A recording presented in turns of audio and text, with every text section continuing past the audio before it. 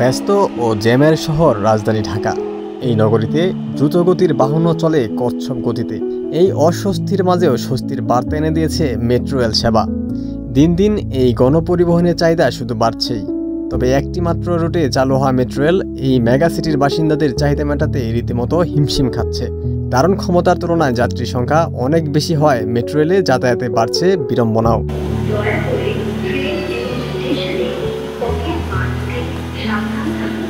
বিশেষ করে চলতি রমজান মাসে অফিস ছুটির পর একসঙ্গে হাজার হাজার মানুষ মেট্রো রেলে হুমড়ি খেয়ে পড়ায় অস্বস্তিও বাড়ছে। তবু যানজটে যন্ত্রণা থেকে মুক্তি এবং সময় সাশ্রয় হয় মেট্রো রেলেই ভরসা নগরবাসীর। মেট্রো রেল সেবাদানকারী প্রতিষ্ঠান ঢাকা মেস ট্রানজিট লিমিটেডের তথ্য বলছে, ৬টি কোচ সংবলিত প্রতিটি একমুখী মেট্রো রেল প্রতিবারে মাত্র ৩৮ মিনিটে উত্তরা থেকে মতিঝিল পর্যন্ত ১৬ স্টেশনে যাত্রী পরিবহন করছে। সময়ের কড়া নজরদারির পাশাপাশি মেট্রো রেল রাজধানীতে যে আধুনিক সেবা দিচ্ছে তা অন্য গণপরিবহনগুলো দিতে পারে না।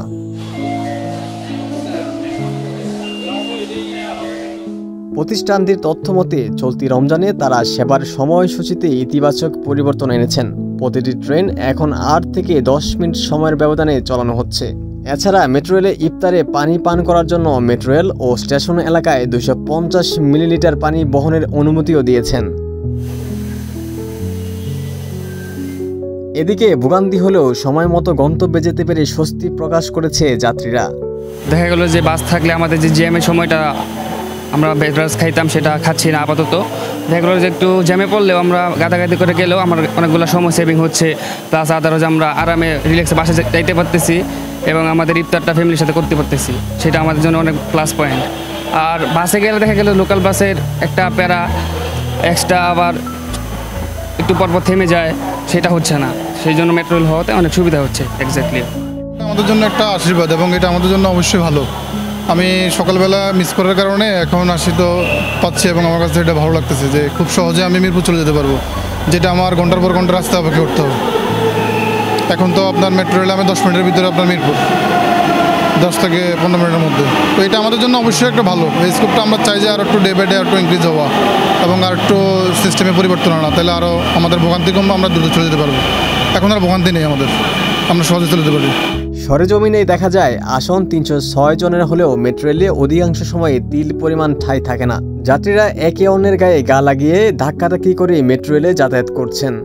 নারীদের জন্য একটি বিশেষ কোচ থাকলেও সেটা অপর্যাপ্ত হয়, অন্য কোচেও নারী উঠছেন। কোচগুলোতে যাত্রীর চাপ এতটাই বেশি যে একেবারে উঠে গেলে নড়াচড়ার সুযোগ অধিকাংশ সময় থাকছে না।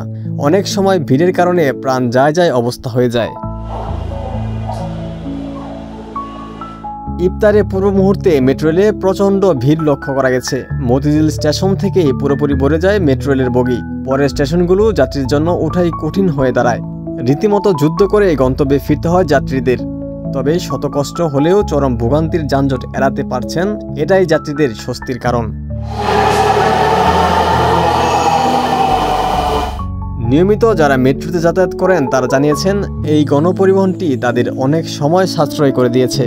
তারা কোন গন্তব্যে পৌঁছাবেন, কতটা সময় লাগবে আর সেটা আগে থেকেই নির্ধারণ করে বের হতে পারেন। রমজানে ইফতারের আগে প্রচণ্ড ভিড় লক্ষ্য করা গেলেও ইফতার শেষে বেশ স্বাচ্ছন্দ্যের সঙ্গে যাতায়াত করতে পারছেন যাত্রীরা। হ্যাঁ, খুব ভালো সুবিধা হচ্ছে, আমাদের কোনো ভোগান্তি নাই মেট্রো রেলে। আমরা এবার ভালোভাবে শপিং করতে পারতেছি ঈদে।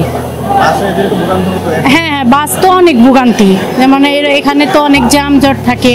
এখন মেট্রো রেল হওয়াতে কোনো যানজট নাই, বুঝছেন।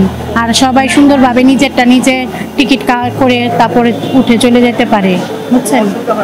না না না, কোনো মেট্রো রেল অসুবিধা নাই। আগে তো অনেক ভালো হয়েছে। আগে তো জ্যামে বসে থাকতে হইতো, ইফতারির সময় অনেক ঝামেলা হইতো, বাসায় যাওয়া ঠিক মতো যাওয়া যাইতো না। এখন খুব ভালো হয়েছে মেট্রো রেল হওয়াতে। ২০২২ সালের ২৮ ডিসেম্বর উত্তরা থেকে আগারগাঁও পর্যন্ত মেট্রো রেলের প্রথম ধাপের উদ্বোধন করা হয়। এরপর ২০২৩ সালের ৪ নভেম্বর মেট্রো রেলের আগারগাঁও থেকে মতিঝিল অংশের উদ্বোধন করা হয়। দিন দিন মেট্রো রেল নগরবাসীর আস্থার ঠিকানা হয়ে উঠেছে।